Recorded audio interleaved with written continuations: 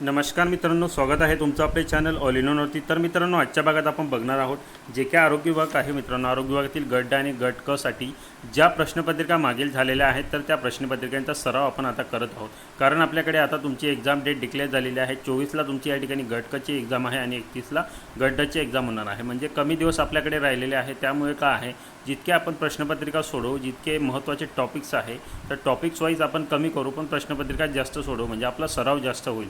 जास्तीत जास्त प्रश्नपत्रिका आपण सोडवण्याचा प्रयत्न करू। हे सर्व प्रश्नपत्रिका तुम्ही बघायचे आहे।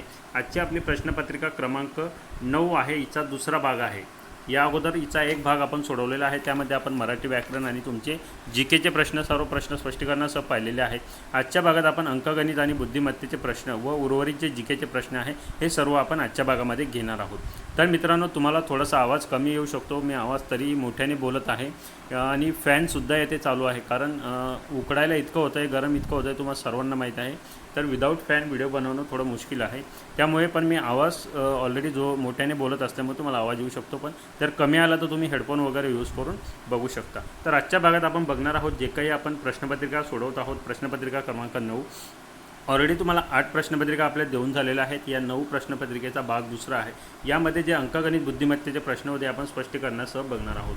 चला तर आजचा पहिला प्रश्न आहे की दोन भावांच्या आजच्या वयातील अंतर 4 वर्ष आहे। 5 वर्षापूर्वी त्यांच्या वयाचे गुणोत्तर 5:7 होते, तर लहान भावाचे आजचे वय किती? तर बघा, त्यांचं आहे आजचं लहान भाऊ मोठा भाऊ आणि हे 5 वर्षापूर्वी लहान भाऊ मोठा भाऊ। आता आपल्याला काय विचारलं आहे, तर लहान भावाचे वय किती, म्हणजे लहान भावाचे वय आपल्या ऑप्शनमध्ये लहान भावाचे वयच असणार। तर त्यांचं 5 वर्षापूर्वीचं गुणोत्तर किती होतं बघा, तर ते होतं 5:7 त्यांचं 5 वर्षापूर्वीचं गुणोत्तर होतं। तर 5 वर्षापूर्वी 5:7 गुणोत्तर होतं, म्हणजे ही संख्या अशी आलेली आहे 5 की कोणत्या तरी संख्येने गुणल्यावर 5 हे उत्तर येईल। मग काय आहे, 10ला जर आपण 2ने गुणलं तर किती होईल, भागितलं तर किती होईल, तर 10ला जर आपण 2ने भागितलं तर किती होणार आहे, 5 येणार आहे। सेम इथे काय असेल, मग कोणती तरी अशी संख्या असेल की तिला 2ने भागल्यानंतर 7 आलेला आहे। मग 14ला जर आपण 2ने भागितलं तर 7 येणार आहे का? बरोबर। म्हणजे काय आहे, तर लहान भावाचं वय 5 वर्षापूर्वी किती होतं, 10 होतं, कारण त्याचं गुणोत्तर 5 आलेलं आहे। मग याचं 10 होतं आणि याचं 14 होतं। तर मग आपल्याला आज लहान भावाचं वय विचारलेलं होतं, तर 5 वर्षापूर्वी त्याचं वय 10 असेल, तर आज त्याचं वय किती असणार आहे, तर 5 वर्षानंतर त्याचं वय किती असणार आहे, तर त्याचं वय असणार आहे 15।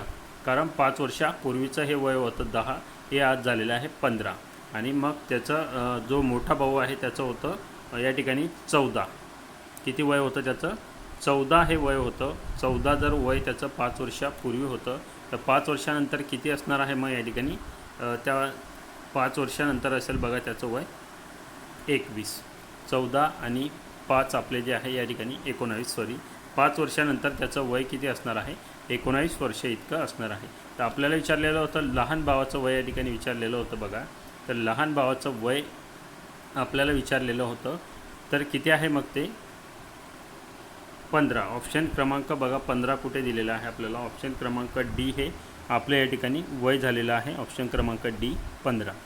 पुढे घेऊया आपण प्रश्न क्रमांक 2 बघा की 205 गुणिले 205। तर आता इथे सरळ जो आहे तो गुणाकार करायचा आहे। 205 गुणिले 205 आपल्याला जर करायचं असेल तर त्याचं उत्तर काय येईल, मग 42,025। 42,025 हे त्याचं उत्तर येणार आहे, ते आहे बघा ऑप्शन क्रमांक ए। हा सरळ गुणाकार आहे, तुम्ही करून घ्यायचा आहे। प्रश्न पुढील आहे बघा की 3375 या संख्येचे घनमूळ किती? तर 3375 या संख्येचे घनमूळ आपल्याला काढायचं आहे।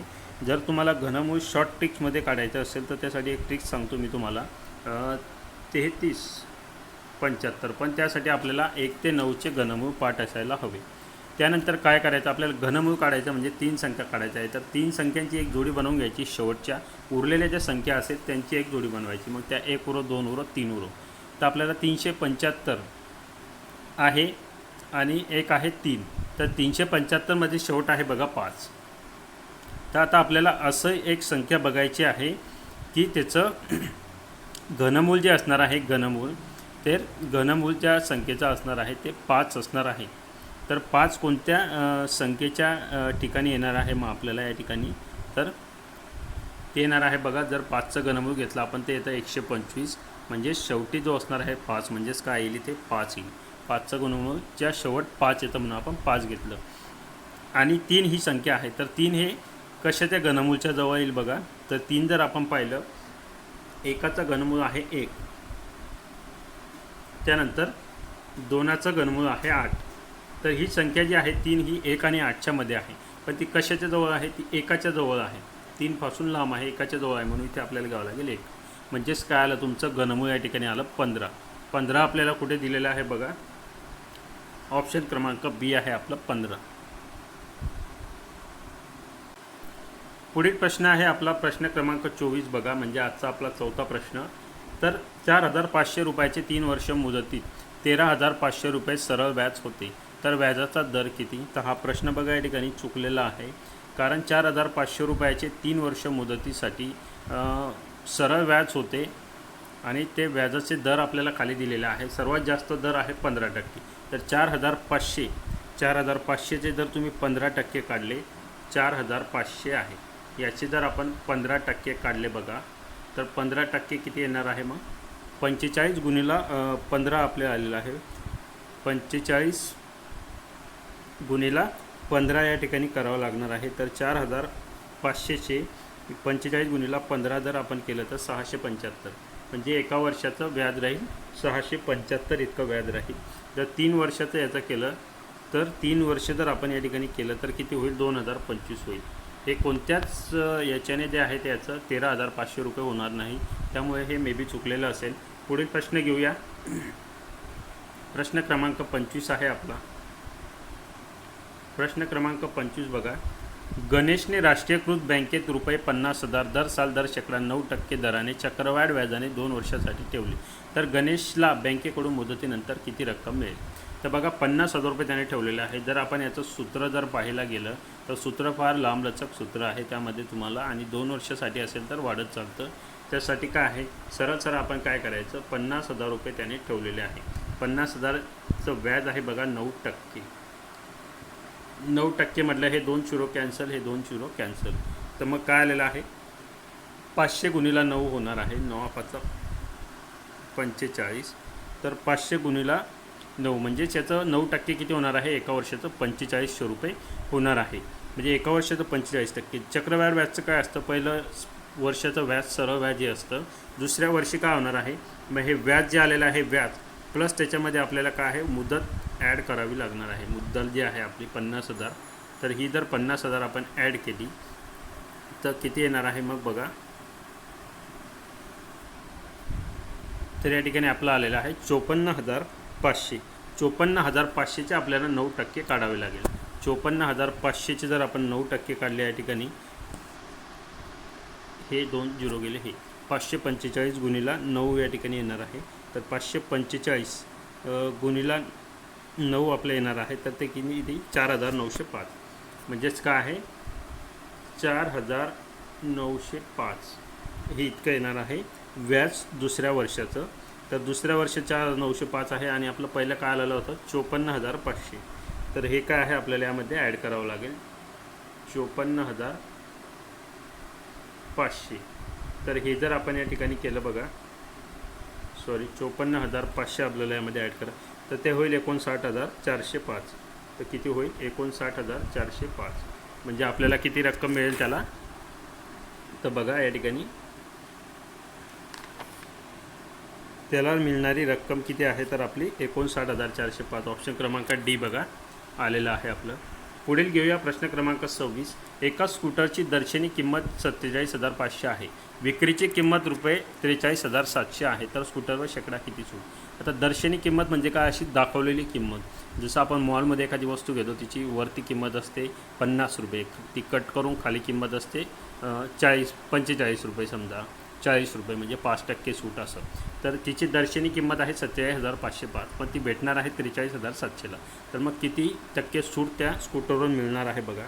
तर या ठिकाणी किती टक्के सूट आपल्याला या स्कूटरवर मिळणार आहे, तर 47,500 आहे बघा तिची दर्शनी किंमत. म्हणजेच काय 47,500 काय झालं मग 100% किंमत झाली. तर मग आपल्याला याची किंमत टक्केवारी आपण 43,700ची टक्केवारी काढू. 43,700 बरोबर किती. त्यांचा तिरकस गुणाकार आता होणार आहे बघा. तर 43,700 गुणिला 100 भागिला 47,500. त्याची मांडणी मी करून घेतो. व्हिडिओ पॉज करून तुम्ही एखादी स्टेप समजली नसेल तर ती बघून घ्यायची आहे. 43,700 गुणिला 100 होणार आहे आपलं, गुणिला 100 भागिला 47,500 भागिला काय होणार आहे आपलं 47,500 या ठिकाणी होणार आहे. हे 2 शून्य कट होतील, हे 2 शून्य कट होतील. आता 43,700 भागिला 475 याचा जर भाग दिला आपण तर तो भाग किती येणार आहे 92%. म्हणजे 92% काय झालं या ठिकाणी किंमत झाली. आता 100%मधून 92 झाले म्हणजे किती सूट मिळाली तर 8% सूट मिळाली. 8% कुठे आहे आपला ऑप्शन क्रमांक ए बघा 8%. पुढील प्रश्न घेऊया बघा. प्रश्न क्रमांक 27 की प्रत्येकी रुपये 1,350 किमतीच्या कापडाची 24 तागे एका विक्रेत्याने विकले, त्याला शेकडा 100 प्रमाणे किती कमिशन मिळेल. म्हणजे 100 रुपये प्रमाणे त्याला जे आहे ते 10% कमिशन या ठिकाणी मिळणार आहे. म्हणजेच आपण काय करूया या ठिकाणी 1,350चे 10% काढून घेऊ. 1,350चे 10% जर आपण या ठिकाणी काढले, हे शून्य गेला, हा शून्य गेला, हा एक शून्य गेला, तर किती येईल मग 135 या ठिकाणी येणार आहे 1,350चे 10%. आता 135 एका व्यवहाराला त्याला 135 रुपये एका व्यवहाराला त्याला मिळालेले आहे. असे त्याने किती व्यवहार केले 24 व्यवहार केले. तर 135 गुणिला 24 जर आपण केलं तर किती येईल मग 3,240 रुपये येणार आहे. म्हणजे त्याला एकत्रित किती मिळणार आहे 3,240 रुपये त्याला मिळणार आहे. बघा ऑप्शन क्रमांक सी आपलं आन्सर झालं 3,240. पुढील प्रश्न घेऊया. प्रश्न क्रमांक 28 एका गोलाचे पृष्ठफळ 314 चौरस सेंटीमीटर आहे, तर त्या गोलाचे घनफळ किती असणार आहे. बघा थोडा मोठा आहे, आपण थोडं स्पीडली याला घेऊया. तर काय आहे आपल्याला काय विचारलेलं आहे बघा या ठिकाणी की आपल्याला पृष्ठफळ दिलेलं आहे आणि घनफळ काढायचं आहे. पृष्ठफळ दिलेलं आहे आणि घनफळ काढायचं आहे. पण घनफळ काढण्यासाठी आपल्याला अगोदर त्याचा या ठिकाणी बघा आपल्याला अगोदर रेडियस या ठिकाणी काढावं लागणार आहे. तर त्रिज्या जी आहे ते आपल्याला सर्वात पहिले काढावी लागेल. आपल्याला दिलेलं आहे पृष्ठफळ, म्हणजे गोलाचे पृष्ठफळाचे सूत्र काय येणार आहे मग गोलाचं पृष्ठफळ बरोबर 4πr², 4πr वर्ग. म्हणजेच का गोलाचे पृष्ठफळ काय दिलेलं आहे आपल्याला 314 बरोबर काय होईल मग 4 पाय म्हणजेच काय 22/7 गुणिला r वर्ग. आता या ठिकाणी हे इक्वेशन आपल्याला सोडावं लागेल. आता काय आहे या 4च्या खाली 1 असतो बघा, तर गुणाकारामध्ये असेल 4च्या खाली 1 असणार आहे. तर आपल्याला काय आहे या संख्या आता या संख्या इकडे न्यावं लागतील, कारण r वर्ग इकडे राहील. मग जर r वर्ग इकडे तुम्ही ठेवला तर या संख्या आपल्या इकडे जाणार आहे, इकडे जाईल. म्हणजे मग ही 7 जर आपण इकडे नेली तर 314 जी आहे भागीला 314 गुणिला हे 7 घ्यायचे, जे भागीला आहे तिकडे गेल्यानंतर गुणिला झाले, खाली 1 घ्यायचं काम नाही मग आपल्याला. तर मग काय येणार आहे त्यानंतर बघा या ठिकाणी, तर 314 गुणिला 7 खाली भागीला काय येईल आपलं, हे वरचे जे 4 आहे हे 4 आणि गुणिला 22. तर ते काय येणार आहे मग या ठिकाणी आपलं 2198 भागीला 22 गुणिला 4 म्हणजेच काय 88. 2198 भागीला 88 जर आपण केलं तर किती येईल मग ते आपलं 25. पण हे काय आहे आर वर्ग आलेला आहे 25, आपल्याला आर पाहिजे. 25 आर वर्ग आहे, तर आर काय असणार मग त्याचं वर्गमूळ काय आहे 5. म्हणजे आपल्याला रेडियस भेटला बघा 5. आता आपल्याला परत सोडवायचं आहे, कारण आपण पृष्ठफळ सोडवलं. समजलं नसेल तर पॉज करून तुम्ही एकदा स्टेप समजून घ्यायची आहे. तर आपल्याला पृष्ठफळ आपण सोडवलेलं आहे. आपल्याला या ठिकाणी काय विचारलेलं आहे, तर आपल्याला पृष्ठफळ या ठिकाणी विचारलेलं नाही. तर पृष्ठफळ आपण सूत्र टाकून सोडवलं, कारण आपल्याला रेडियस मिळायचा होता. आपल्याला घनफळ काढायचं आहे. मग गोलाचे घनफळ बरोबर काय येणार आहे, मग गोलाचे घनफळ जर पाहिलं आपण 4/3 पाय आरचा घन, 4/3 पाय आरचा घन. तर आता या ठिकाणी काय आहे मग 4/3 गुणिला पाय म्हणजे 22/7 गुणिला आर घन म्हणजेच काय 5 गुणिला 5 गुणिला 5 असं देखील आपण या ठिकाणी लिहू शकतो. तर आता काय येणार आहे मग हे या ठिकाणी 4 गुणिला 22 गुणिला हे 5 गुणिला 5 गुणिला 5 म्हणजे 125. 4 गुणिला 22 गुणिला 125 छेदामध्ये हे 7×21. तर बरोबर काय येईल मग यांचा जर गुणाकार आपण केला तर तो येतो बघा 11,000. 11,000 भागीला 21. 11,000 भागिले 21 जर आपण केलं तर ते येईल आपलं 5.2380 किंवा त्यापेक्षा कमी, म्हणजे 5.23.33 आपल्याला दिलेलं आहे बघा या ठिकाणी.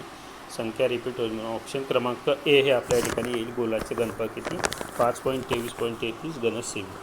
पुढील प्रश्न किंवा प्रश्न क्रमांक 29. 51 ते 60 संख्यामधील समसंख्यांच्या बेरजेची सरासरी किती येईल? तर हा प्रश्न देखील चुकलेला आहे बघा. 51 ते 60 संख्यामधील समसंख्यांची बेरीज आपल्याला या ठिकाणी विचारलेली आहे. जर बेरीज त्यांची केली आपण तर बेरीज किती येणार आहे? बेरजेचा या ठिकाणी आपल्याला विचारलेला आहे बघा. तर 51 ते 60मध्ये 52, 54, 56, 58 या काय आहे आणि 60 या काय आहे? सर्व समसंख्या आहेत. तर यांची बेरीज आपण केली या ठिकाणी काय येईल मग? यांची बेरीज जर आपण केली, या सर्वांची बेरीज जर आपण केली तर ती काय येणार आहे? 280. 280 भागिले 2 जर आपण केलं तर ते येईल 140. 140 याच्यामध्ये कुठेच नाही. त्यानंतर आपण त्या पद्धतीने न सोडवता यातील पहिली संख्या 52 प्लस शेवटची संख्या 60 भागिले 2 म्हणजे 112 भागिले 2 बरोबर काय आहे? तर मग काय येईल? हे 26. तर 26सुद्धा यामध्ये दिलेलं नाही, त्यामुळे यामध्ये थोडं मिस्टेक असू शकते. पुढील प्रश्न आहे बघा, प्रश्न क्रमांक 30. एका वर्तुळाचे क्षेत्रफळ 616 घन सेमी आहे, त्याची त्रिज्या किती?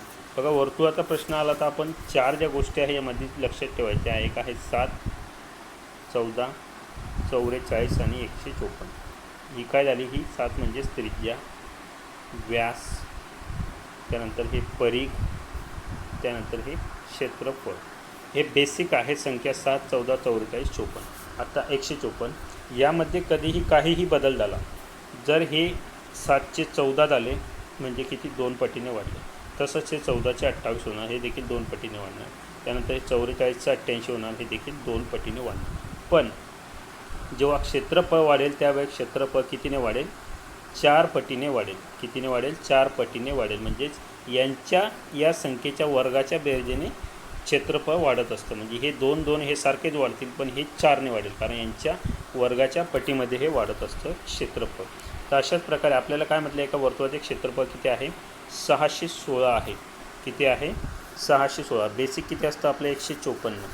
तर 616 जे आहे आपण 616 भागिले 154 करूया, कारण मग त्यावेळेस समजेल आपल्याला की किती पटीने ते या ठिकाणी वाढलेलं आहे. तर 616 भागिले 154 केलं तर ते येईल 4. मग काय आहे? क्षेत्रफळ वर्गात वाढतं आपल्याला माहीत आहे. याचं वर्गमूळ काय येईल? मग 2. तर त्यामुळे काय होणार आहे? आपल्या वर्तुळाची त्रिज्या किती होईल? 2 पटीने वाढेल. बेसिक असते 7 गुणिले 2 म्हणजेच काय? 14. तर बघा कुठे आहे? 14 ऑप्शन क्रमांक डी. तर हे यावरून तुम्ही प्रत्येक वर्तुळाचं उदाहरण या ठिकाणी सोडवू शकता. पुढील प्रश्न आहे, एका त्रिकोणाकृती जागेचा पाया 30 मीटर व उंची 20 मीटर पाया आणि उंची 30 मीटर आहे, तर त्या जागेचे क्षेत्रफळ किती? आता त्रिकोणाचे क्षेत्रफळाचं सूत्र जर आपलं पाठ असेल तर अगदी सोपा प्रश्न या ठिकाणी आपल्याला हा बघायला मिळतो. त्रिकोणाचं क्षेत्रफळ बरोबर काय? 1/2 पाया गुणिला उंची. तर 1/2 आपण घेतलं. पाया आहे आपला 20 आणि उंची आहे आपली 30. तर हे 2ने 20ला भाग जाईल. 2 10 20 म्हणजे 1 गुणिले 10 म्हणजेच काय? 10. 10 गुणिले 30 आपलं आलेलं आहे. 10 गुणिले 30 म्हणजे 3 आणि हे 0 म्हणजे किती आलं? 300. 300 काय आहे? 300 मीटर ऑप्शन क्रमांक 1. पुढे प्रश्न घेऊया, प्रश्न क्रमांक 32. एका वस्तूची किंमत 75 रुपये आहे, तर 2625मध्ये किती वस्तू येतील? सोपा प्रश्न आहे. 2625 घ्यायचं, 75 एका किंमत आहे, सरळ यांचं भागाकार आपल्याला या ठिकाणी करायचा आहे. तर ते किती येतील? 35. किती वस्तू येतील? 35 वस्तू या ठिकाणी येणार आहे. ऑप्शन क्रमांक सी. पुढील प्रश्न घेऊया, प्रश्न क्रमांक 33. एका समभुज चौकोनाचे क्षेत्रफळ 1280 चौरस मीटर आहे, तर एका कर्णाची लांबी 64 सेमी असेल तर दुसऱ्या कर्णाची लांबी किती? तर बघा या ठिकाणी एक समभुज चौकोन आहे, त्याचे क्षेत्रफळ आहे 1280 चौरस सेंटीमीटर आणि एक कर्णाची लांबी दिली 64. दुसऱ्या कर्णाची लांबी आपल्याला विचारलेली आहे. तर समभुज चौकोनाचं क्षेत्रफळ, कारण क्षेत्रफळ दिलेलं आहे म्हणून समभुज चौकोनाचं क्षेत्रफळ बरोबर काय आहे? कर्णाच्या लांबीचा गुणाकार भागिला 2. कर्णाच्या लांबीचा गुणाकार भागिला 2. क्षेत्रफळ दिलेलं आहे बघा 1280. त्यानंतर कर्णाच्या लांबीचा गुणाकार तर कर्णाची लांबी 1 आपल्याला दिलेली आहे, 1 किती आहे 64. दुसरी माहीत नाही म्हणून x भागिला 2. तर 64ला 2ने भाग जातो 32ने. तर आपल्याला काय आलेलं आहे 1280 बरोबर 32 गुणिला x. 1280 बरोबर 32 गुणिला x. तर मग x बरोबर काय येईल आपलं 1280 भागिला 32. तर 1280 भागिला 32 आपण केलं तर ते येईल बघा 40. तर 40 काय आहे आपली दुसरी त्रिज्या आहे बघा 40 सेमी. ऑप्शन क्रमांक बी आहे आपला आन्सर. प्रश्न क्रमांक 34 घेऊया. एका वर्तुळाचा व्यास 63 सेंटीमीटर आहे तर त्याचा परिघ किती. बघा सेम तसंच आहे. तुम्हाला काय आहे तर 7, 14, 44 आणि 154 लक्षातच ठेवायचं आहे. व्यास किती आहे 63. बेसिक व्यास किती असतो आपला 14 असतो. आपल्याला दिलेला आहे 63. 63 भागिला 14 करून घ्यायचं. 63 भागिला 14 जर आपण या ठिकाणी केलं तर आपलं काय येईल मग 4.5 हे उत्तर येणार आहे. 4.5 हे आपलं उत्तर येणार आहे. तर ही 4.5ने हे वाढलेलं आहे. आपल्याला त्रिज्या विचारलेली आहे, तर आपल्याला परिघ विचारलेला आहे. परिघ काय आहे, कारण परिघ त्रिज्या आणि व्यास हे सर फक्त एका संख्येने वाढत असतात. तर 2ने वाढले 2ने, आता हे 4.5ने वाढलं आहे तर परिघ 4.5ने वाढले. परिघ ऑलरेडी आपला असतो 44 गुणिला 4.5. 44 गुणिला 4.5 जर आपण केलं तर ते किती येईल 198. तर 198 कुठे आहे बघा ऑप्शन क्रमांक डी आहे आपलं 198 सेंटीमीटर. प्रश्न क्रमांक 35 आहे. 1386 चौरस सेंटीमीटर क्षेत्रफळ असलेल्या वर्तुळाचा व्यास किती असेल. 1386 चौरस सेंटीमीटर क्षेत्रफळ असलेल्या वर्तुळाचा व्यास किती असेल. तर सेम प्रश्न आहे बघा हा. तर हा प्रश्न तुम्हाला काय आहे, हा प्रश्न होमवर्कला देऊ आपण, म्हणजे तुम्हाला हा समजला की नाही आपल्याला लक्षात येईल. तर या प्रश्नाचा आन्सर मित्रांनो तुम्ही नक्की कमेंट बॉक्समध्ये कमेंट्स करा. तेवढीच प्रॅक्टिस तुमची होणार आहे. अतिशय सोपा प्रश्न आहे. सेम फॉर्म्युला तुम्हाला यामध्ये वापरायचा आहे. पुढील प्रश्न घेऊया. प्रश्न क्रमांक 36 बघा. तर 28चा संबंध आहे बघा 16शी. 28 आपल्याला दिलेला आहे. तर 21 प्रश्नचिन्ह आहे, त्या ठिकाणची संख्या आपल्याला या ठिकाणी काढायची आहे. तर 28 हे काय आहे या ठिकाणी काय आलेलं आहे, आपल्याला काय दिलेलं आहे. तर 28 हे कोणत्या तरी संख्येने भागल्यानंतर आलेली संख्या या ठिकाणी आहे. परिणाम आहे बघा 28. तर मग काय आहे 7ने जर आपण या ठिकाणी 7ने भागून चालणार नाही, तर 4ने आपल्याला भागावं लागेल. तर 4 आहे बघा 7 चोको 28 आपल्या ठिकाणी होणार आहे. म्हणजे 4ने जर आपण 28ला भागलं तर 7 येईल आपलं. तर ही 28 ही संख्या आहे, तिला भागला आपण कशाने 4ने, तर 7 आलेला आहे. तसंच 16ला 4ने जर भागलं तर येईल आपलं 4. म्हणजे या ठिकाणी काय घेतलेलं आहे 4 7 हे जे आहे प्रमाण घेतलेलं आहे, त्याची संख्या गेली. तसंच 21ला कोणत्या संख्येने भागावं लागेल तेव्हा 7 येईल. तर 7 त्रिक 21, 3 या संख्येने भागावं लागेल म्हणजे काय येईल आपलं 7. आता पुढे अशी संख्या घ्यायची आहे की तिला आपल्याने 3ने 4ले गुणलं तर येईल. म्हणजे 4 गुणिला 3 किती येईल मग 4 त्रिक 12. म्हणजे काय आहे या ठिकाणी 12 आहे. 12ला आपण 3ने भाग देऊ म्हणजे 3 चौक 12. म्हणजेच काय 7 4 7 4 दोघं ठिकाणी झालेलं आहे. ऑप्शन क्रमांक सी आपलं उत्तर आहे 12. पुढे प्रश्न आहे 77 गुणिला 83. तर 77 गुणिला 83 जर आपण सरळ गुणाकार करायचा आहे तर ते येईल बघा 63 91. ऑप्शन क्रमांक आहे बघा आपला बी 63 91. प्रश्न क्रमांक 38 घेऊया. 44 गुणिला 44 गुणिला 44 सेम प्रश्न आहे बघा. तर हे येतं 85 184. 85 184 ऑप्शन क्रमांक 1 आहे. गुणाकार तुम्ही सोडवून घ्यायचा आहे. उर्वरित प्रश्न आपण बघणार आहोत. 39 प्रश्न बघा. प्रश्नचिन्हाच्या जागी योग्य संख्या लिहा. तर सेम आहे बघा 12 30 तर 18 काय असणार आहे. तर 12 ही संख्या दिलेली आहे. मग काय आहे एखादी संख्या आपण घेऊन बघू. जसं 6ने जर आपण 12ला बघितलं तर 2 येईल. त्यानंतर 6ने 30ला बघितलं तर 5 येईल. म्हणजे 2 5 झालेला आहे. 2 5 या ठिकाणी झालेला आहे. त्यानंतर सेम आता इथे 2 झालेला आहे ना, अशा 18ला कोणत्या संख्येने भागायची तेव्हा 2 येईल.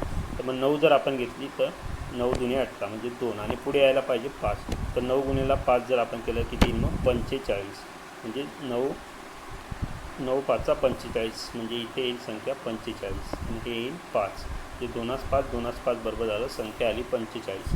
ऑप्शन क्रमांक ए बघा 45. पुढील प्रश्न घेऊया. प्रश्न क्रमांक 40. 2 नैसर्गिक संख्यामधील फरक 72 आहे. त्यापैकी मोठ्या संख्येला लहान संख्येने भागले तर भागाकार 4 येतो. तर त्या संख्या कोणत्या.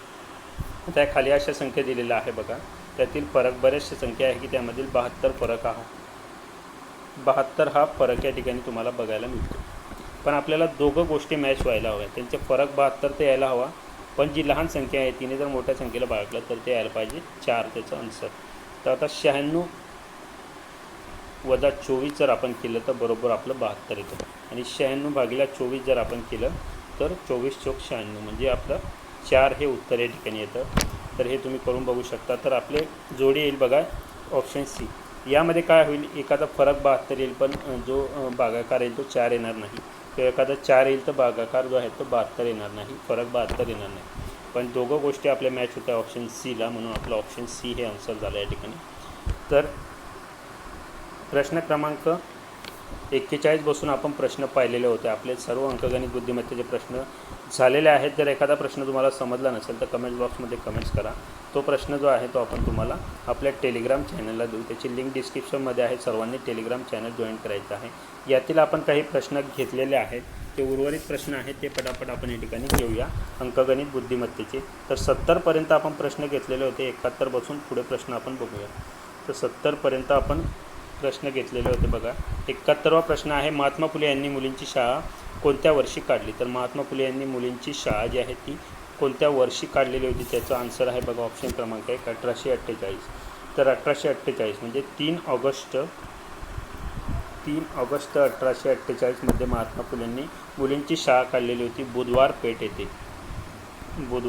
येथे काढलेली होती बघा, भिडे यांच्या वाड्यामध्ये. तर हे लक्षात ठेवा. प्रश्न क्रमांक 72, लोकहितवादी हे नाव कोणाला दिले होते. तर लोकहितवादी हे कोणाचे नाव होते बघा. तर लोकहितवादी हे नाव ऑप्शन सी बघा, गोपाळ हरी देशमुख यांना दिलेलं नाव आहे लोकहितवादी. प्रश्न क्रमांक 73 बघूया. रामकृष्ण मिशनची स्थापना कोणी केली. रामकृष्ण मिशनची स्थापना या ठिकाणी कोणी केलेली आहे. तर रामकृष्ण मिशन यांची स्थापना जी आहे ती बघा ऑप्शन डी, स्वामी विवेकानंद यांनी. प्रश्न 74 आहे आपला. तर 19व्या शतकात भारतात टिंबटिंब व्यवसायाची झपाट्याने वाढ झाली. 19व्या शतकात भारतामध्ये कोणत्या व्यवसायाची झपाट्याने वाढ झाली, तर ती आहे मुद्रण. पुढील प्रश्न 75वा आहे बघा. तर मोर्ले मिंटो सुधारणा कायदा केव्हा लागू झाला. तर मोर्ले मिंटो सुधारणा कायदा केव्हा लागू झालेला आहे, तर तो आहे 1909 ऑप्शन क्रमांक 1. तर या प्रश्नांमध्ये मित्रांनो, आता जे प्रश्न आपण घेत आहोत त्यामध्ये हे प्रश्नपत्रिकेचे जे तुम्हाला हे आलेलं आहे, आन्सर की आलेले आहे, मे बी त्यावरून घेतलेलं असेल आमच्या टीमने. तर एखाद्या प्रश्नात तुम्हाला चुकी वाटली तर तुम्ही जे आहेत ते प्रश्न कमेंट्स बॉक्समध्ये जाता योग्य आन्सर कमेंट्स करा, म्हणजे जेणेकरून आपलं ते पुढच्या मुलांना अपडेट होऊन जाईल. प्रश्न 76 बघा. धुण्याचा सोडा व लिंबाचा रस मिसळल्यास कोणती अभिक्रिया होते. धुण्याचा सोडा व लिंबाचा रस मिसळल्यास बघा जलद गती प्राप्त होते. प्रश्न क्रमांक 77 घेऊया. गटात न बसणारं पद कोणतं. गटात न बसणारं पद आपल्याला या ठिकाणी ओळखायचं आहे बघा. तर ते कोणतं येईल, विषाणू, शैवाल, जीवाणू आणि आदिजीव हे काय आहे, तर हे गटात बसणारे शब्द आहे. प्रश्न 78, पहिल्या 2 शब्दातील संबंध लक्षात घेऊन तिसऱ्या शब्दाशी जुळणारा शब्द लिहा.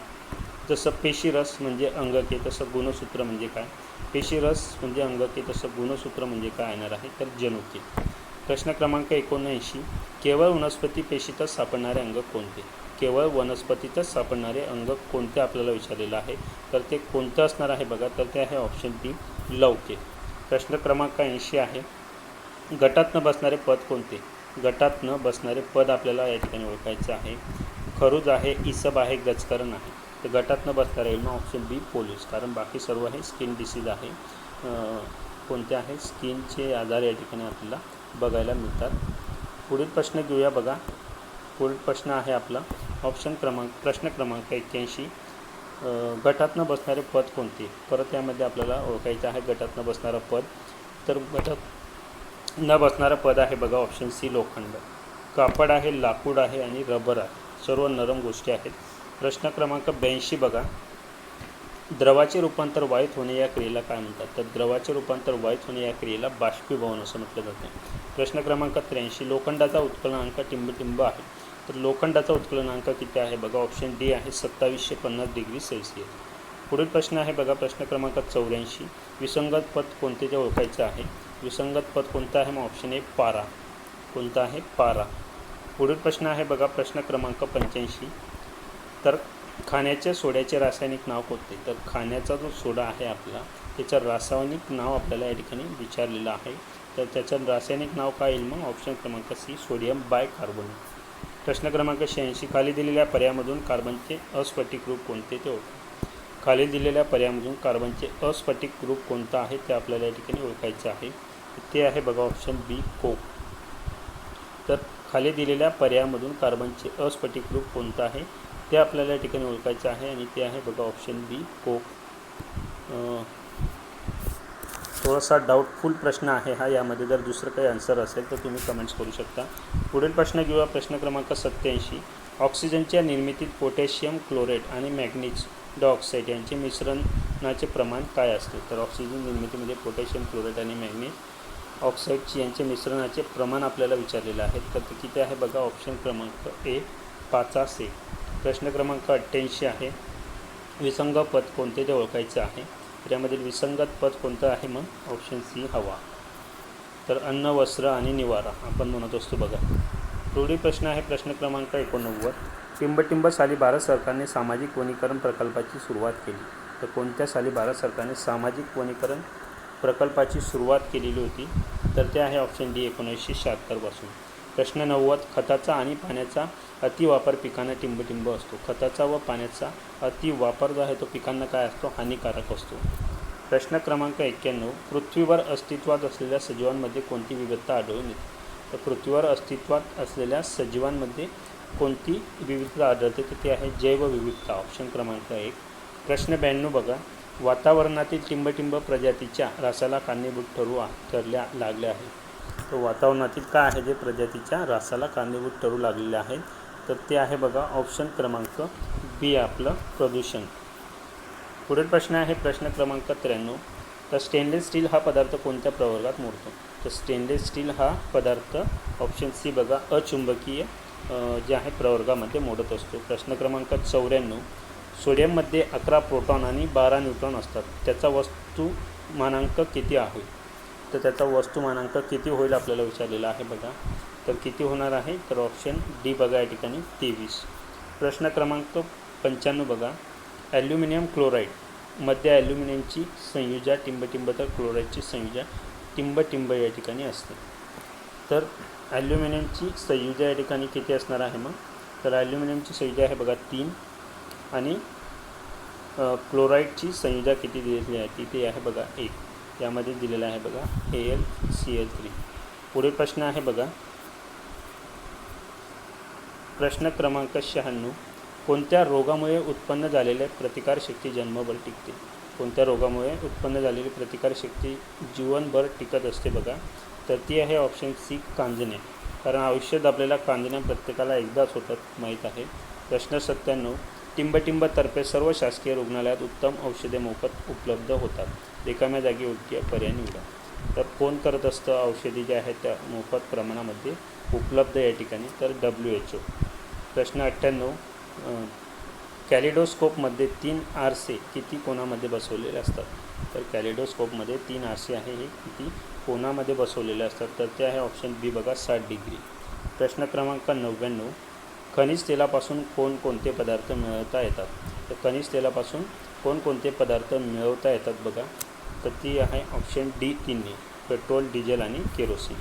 प्रश्न क्रमांक 100, सगळ्या जीवाश्म इंधनात कोणते संयुग सापडतात? सगळ्यात जीवाश्म इंधनात कोणते संयुग आपल्याला सापडत असतात? तिथे आहे हायड्रोकार्बन. तर असं बघा या ठिकाणी आपण आजची प्रश्नपत्रिका संपवलेली आहे. आजचा आपला हा या प्रश्नपत्रिकेचा दुसरा भाग होता. जर तुम्ही पहिला भाग पाहिला नसेल तर तो